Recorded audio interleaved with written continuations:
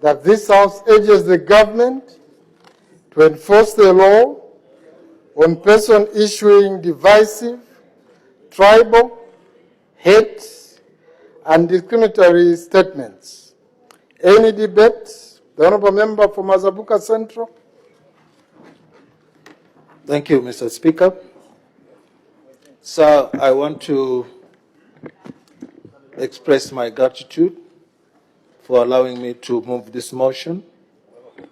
This motion that, in my own belief, is for the common good of the country and the nation at large, and that it will benefit those that are going to inherit this country, those that we are going to bequeath this country to when we are all long gone.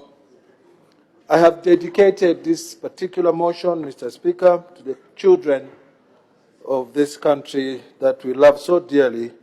And while it may invoke a little bit of emotions, it remains a very non-controversial and, in my view, progressive motion.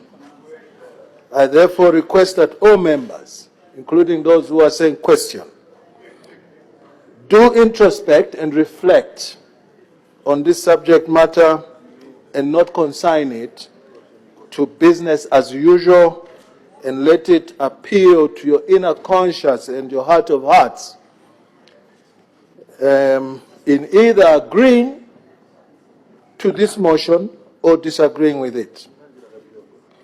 Many, Mr. Speaker, are unsettled in this country with this matter at hand, and they may be quietly dying inside. Therefore, the debate that I expect is that it will rebuild the rock that Zambia has been built upon and once upon stood on, and not continue on the trajectory of shifting sand. This motion seeks to comfort the unsettled, Mr. Speaker, but it may just unsettle those who are comfortable in driving the hate speech agenda. And at this juncture, allow me to try to bring out the points in this motion. Around the world, Mr. Speaker, there is an increase in language of exclusion and marginalization that has crept into social media coverage, normal media coverage, online platforms, and sometimes national policies. Communities, Mr. Speaker, are facing severe levels of intolerance, including rising anti-Semitism and Islamophobia, as well as hatred and persecution of religious groups in the public arena.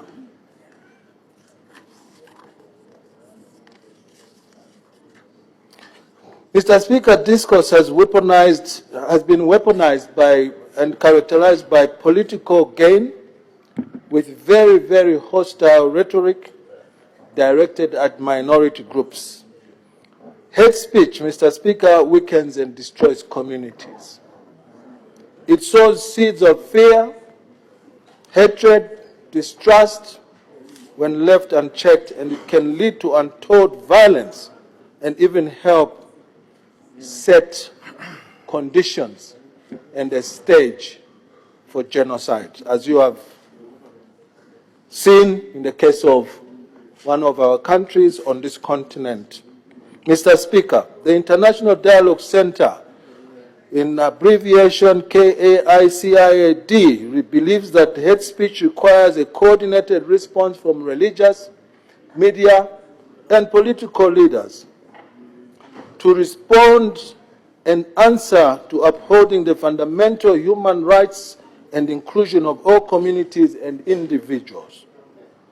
What is hate speech and how does it incite violence, Mr. Speaker?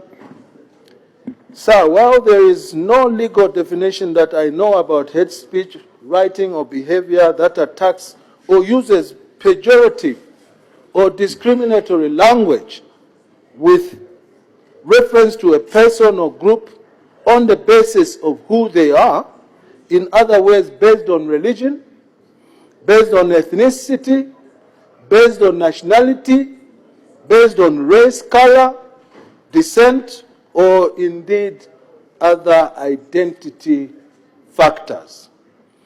When left unaddressed, Mr. Speaker, it can lead to violence or hate crimes against marginalized groups. While some statements may not immediately incite violence, they can spread seeds of intolerance and anger that can lead to legitimatizing the acts of hate. Mr. Speaker, for acts of incitement to result in violence, the following 4 elements have to be present. A context of conducive violence includes and not limited to the following: an influential speaker. 1. 2, a speech act that is widely disseminated. 3, a receptive audience. And indeed, 4, the target. Typically, the target is a group of marginalized people, individuals, or groups. Mr. Speaker, this act normally constitutes incitement to the violence when there is intent on the part of the speaker.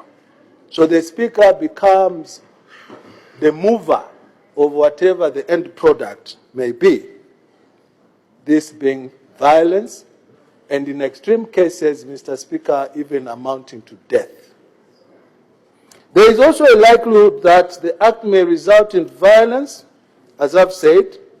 Therefore, while all incitement to discriminate is hate speech, it may be said that not all hate speech constitutes incitement.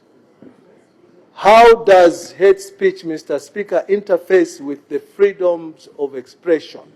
Because inherently, every individual enjoys the freedom of expression. Freedom of expression is protected, Mr. Speaker, under international law, with clear rights outlined in Article 19 of the Universal Declaration of Human Rights, UDHR, and the International Covenant on Civil and Political Rights, ICCPR. It should also be known that your freedom of expression is enjoyed only to the extent of where the other person's freedoms and rights begin. Sir, with this stated, it's extremely important for governments world over to establish sound legal framework on hate speech that would hold perpetrators accountable to human dignity, protect marginalized groups while pressing to balance the right to the freedom of expression. I bring the argument now close to home, Mr. Speaker, the Zambian situation. My motion is entitled, Enforce the Law on Tribal and Hate Speech, that this House urges government to enforce the law on persons issuing divisive statements, hate and discriminatory speech. Due to the recent and escalating tribal sentiments in our country lately, this compelled me and my conscience to move this motion, and I ask all the honorable members of Parliament for their approval. Let it be dealt with within the transparent form and in the spirit of the desire to correct what has gone wrong in this country. At this point, I believe we are all on one page that something in this country has gone wrong where this matter is concerned. The aims and objectives of my motion are multiple, Mr. Speaker, and also noble. To foster honesty, truthfulness, respect for one another, and accepting that we are very different, but then it also urges us to tightly embrace that which we have in common. And let us be bound together by it, for we cannot afford to be mute when the elephant in the room, in this case hate speech, that leads to injuring feelings, is closing in on all of us and the remaining space.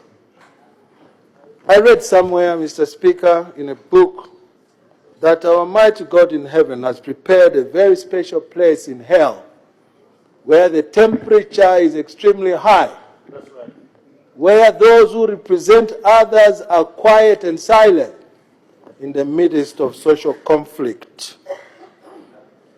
Social conflict which is generated by the subject at hand, hate speech, which is tearing us apart every day that passes.